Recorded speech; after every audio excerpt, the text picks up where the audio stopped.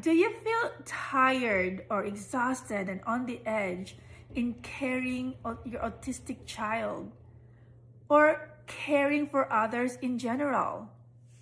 You might be in survival mode. If you want to know more, please stay tuned.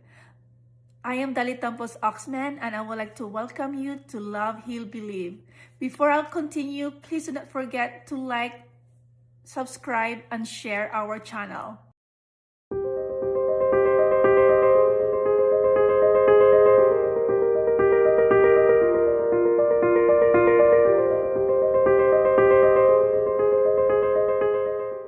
Survival mode happens when your body is in a very high stress state.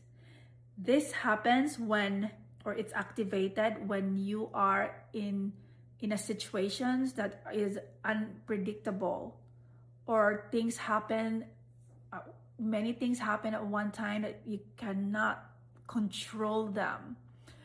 It's overwhelming, it's too much, or you feel unsafe, or things doesn't align to what you believe or your values.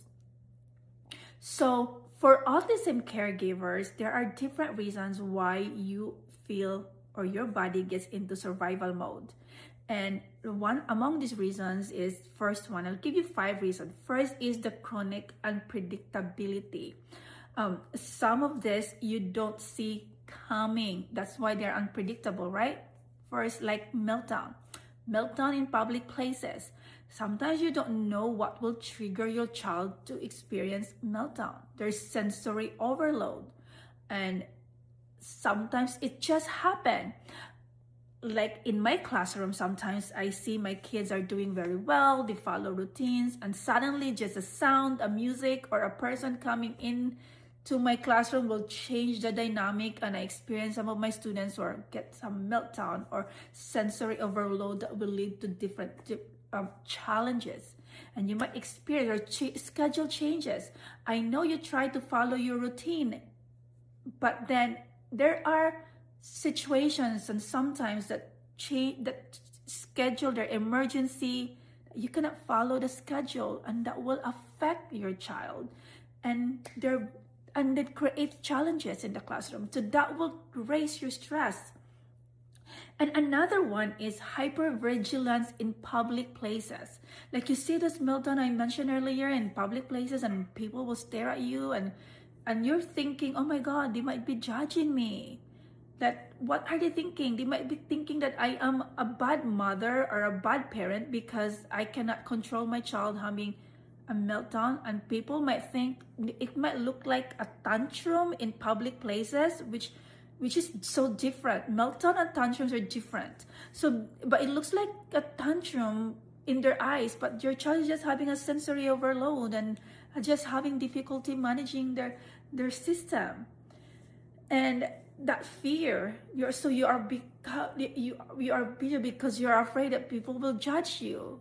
So that raises up your bracing, and then you're constantly monitoring, because like for me, when I am in the playground with my students, I don't know what will happen. They might, like, they're trying to release their sensory needs, that it can lead to them bumping themselves on the wall or hitting themselves or whatever it is. So you're bracing and constantly looking at that.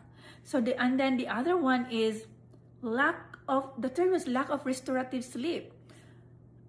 As a caregiver, sometimes even the cold rest time, like for us, our day off time, when you have a day off, you are not actually resting, because on time of rest, you are searching for therapy, or maybe places where you can get diagnosis for your child, or places where you can find services, or talking to people, to your pediatricians and to anybody who can help your child. You're constantly looking for support.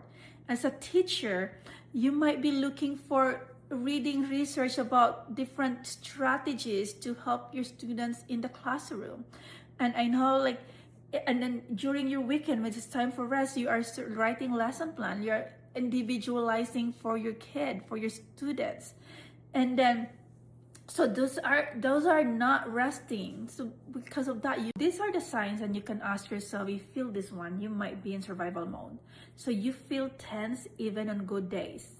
You feel like you're bracing always, like even if things look so okay, there's seems like calm, but then your body don't feel calm because you keeps on bracing, like something wrong will happen.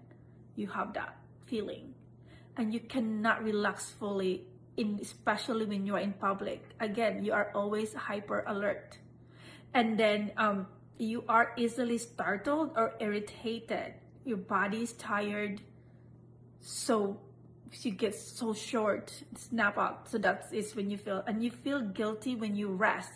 And this is so many of the caregivers. And even fourth one is this invisible emotional load. I hear this from many of the parents of my students. There is this grief that their child is not the same as their neighbor's child.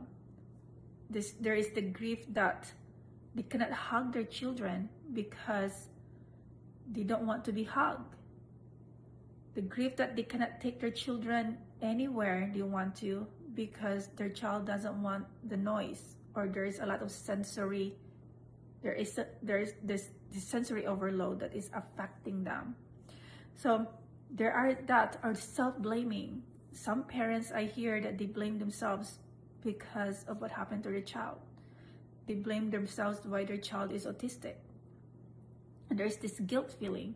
The guilt feeling that my child needs a lot of help. My child needs this support, but I cannot give it to them. I don't have the resources. And especially, there is a long wait usually of finding even services. So there is that. And many caregivers, many parents don't see those feelings. And then fear about the future. What will happen to my child when I die, when I get old? Where will my child go? Like, who will understand them? Are people be nice to them? You have that. And this is also a fact, like even relationships in the family. And then feeling of being misunderstood because of what's going on. And then another thing is feeling not being good enough. And I can hear this. Did I do everything I could for my child? And then I know you try your best. You are giving your best for your child, whatever resources that you have.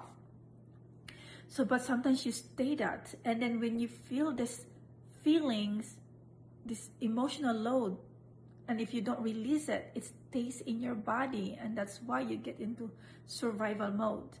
And then the last one is pressure to be the strong one. As a parent, you try to be the strong one. You try to be strong for your child, strong for school. You're trying to advocate for your child, strong for the family. You're carrying multiple responsibilities and strong in front of everybody. But even you, the strong one, you need to take a rest too.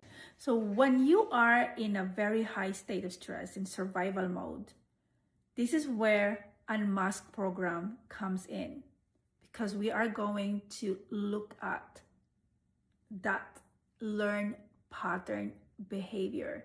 So when survival mode is not your identity, you learned it, your body learns it. Through that, you are able to protect yourself. It keeps you safe, you protect your child, you are able to advocate for your child. However, when you are in a very high state of stress all the time, it can lead to burnout, it can lead to resentment, it can lead to health issues, or even emotional dysregulations and mental health problems. So it can lead you to that. So our goal is not to eliminate your stress, because you need stress. You need to be in your survival mode in order for you to keep going. And even stress can help you achieve your goals, your desires. So stress is not bad as long as it's not chronic and you don't subject yourself to it every single time. So Our goal is to be flexible. So how are you going to do that? So I would like to share with you some steps that will help you in this process. First, step one is to just notice. So awareness before fixing. You don't fix anything, you just notice it. So this is your step one. So when you feel your body is bracing, you feel like you're shallow, your breath becomes shallow, and your shoulder becomes so stiff, and you feel like there's knot in your stomach, just don't do anything. Just listen to it. Just pay attention to it. No shame, no correction, no judgment. And then step two, you regulate it, micro regulation. So what you're going to do is you're going to put your hand on your chest, drop your shoulder, and then unclench your jaw. You just unclench it, and then take a deep breath and inhale slowly. And sometimes I like to do this, and I listen to the body, the part of my body. Let's say my shoulder is so stiff, I breathe on that area. So maybe you do take 3 deep breaths and slow exhale to relax your body. That's the second step that you're going to do. The third is learn to separate love from alertness. And you can tell yourself, you can do that as you do inhale and exhale. You separate and tell yourself, I love my child, but I don't have to be in constant tension. It's okay. You tell yourself that I don't need to be in constant tension. I can relax. I know I love my child. I can relax. And then the fourth one is build a safe space for you. Find time in your day where you can spend time just for yourself.